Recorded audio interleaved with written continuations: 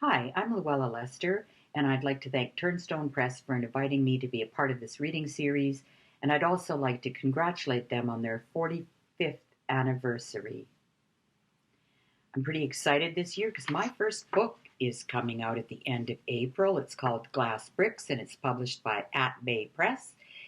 It's a collection of flash-length creative nonfiction pieces that tell the story in a quirky way of how I learned to work and all the jobs that I've had. So keep your eye out for it. Today, I'm going to be reading two poems from a series of three that were published in issue 19, a special prose poetry issue of New Flash Fiction Review in January of 2020. Now, each poem involves a different bridge in Winnipeg. The first one involves the Esplanade Riel Bridge. It's titled Bike on Bridge. He always liked this bridge, even when people were whining about their tax dollars and the cost of the big sail-like structure on top. He pedals faster and switches gears. Over the years, he's argued about such things, saying he'd sometimes give up lunch if it meant that there'd be beauty in the world. He slows down and the bike begins to wobble. To him, the wind playing on the bridge has always sounded like music, and he wonders why he can't hear the cables sing today. He pulls over and sits. Now he feels the weight of the bolt cutters in his backpack, and he considers the splash they would make if he threw them over the rail right now. Then he shrugs and continues on his way. And the second poem takes place on the Donald Bridge, and it's titled Stopped on Bridge. Everything stopped. Cop cars, citizens' cars, loud music playing through a cracked window, the joint flicked into a strip of muddy water along the curb. Well, not everything. Some things kept moving, though they did slow down.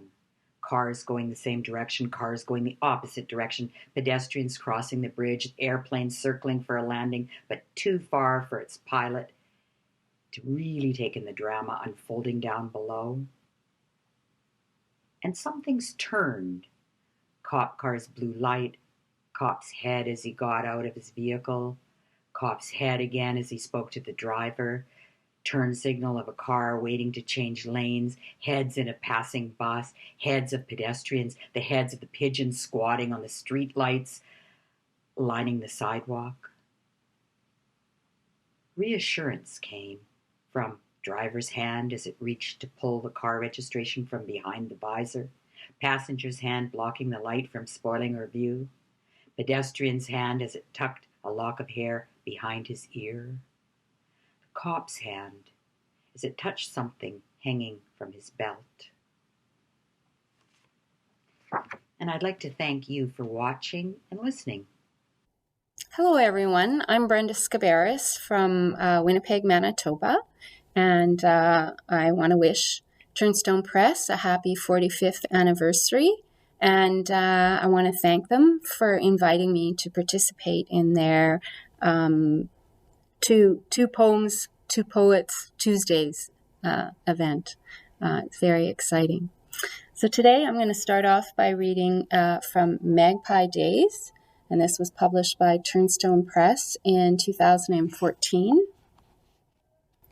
And I'm going to start here with one of my favorite poems. This is called Fledgling.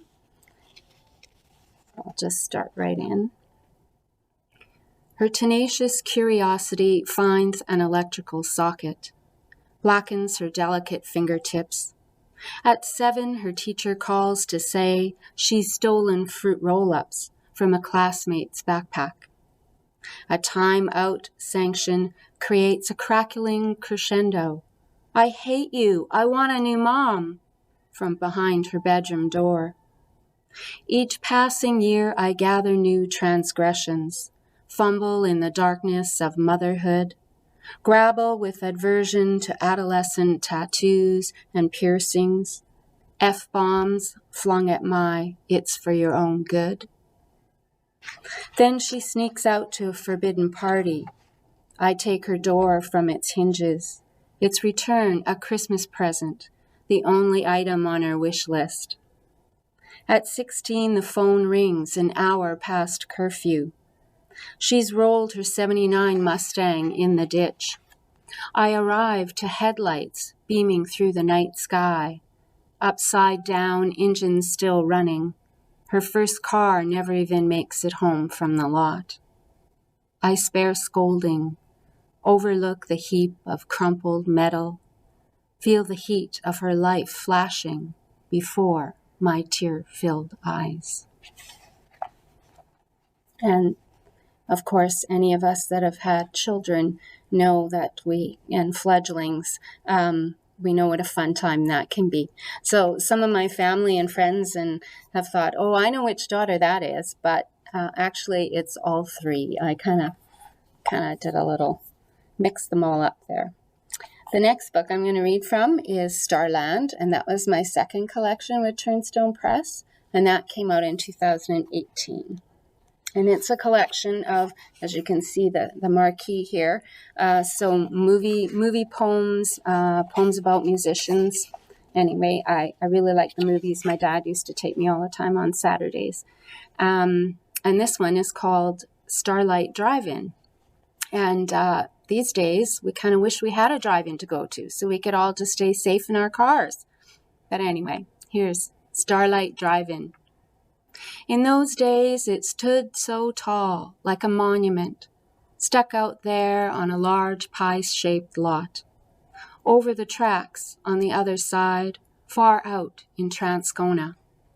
The starlight with its shiny armor, reflecting the setting sun as it hit its sleek back, while cars lined the long gravel entrance, their occupants waiting in anticipation for Saturday night darkness and the double feature to roll by.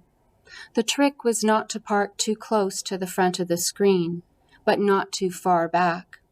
Just a few rows ahead of the concession stand, but off to one side, so the lights and noise wouldn't interfere with our little own sound box hooked on the window. But even then, the crackle of the speaker would override the movie's sound, and the characters' voices would cut in and out. Excitement overtook this inconvenience. As soon as the dancing hot dog or popping machine or fountain drinks showed up on the screen, signaling refreshments were ready. Car doors started opening and closing, and lineups ran long to the washrooms. The landscape of the parking lot, a sea of vehicles, every color, shape, and size, cars, trucks, vans, and station wagons. By the time the second show started, windows were getting steamy, and the back seats were full of the brave. If you needed a break, you could walk out among the rows of cars and hear all the other speakers under the stars. Thanks a lot for listening. Take care, everybody.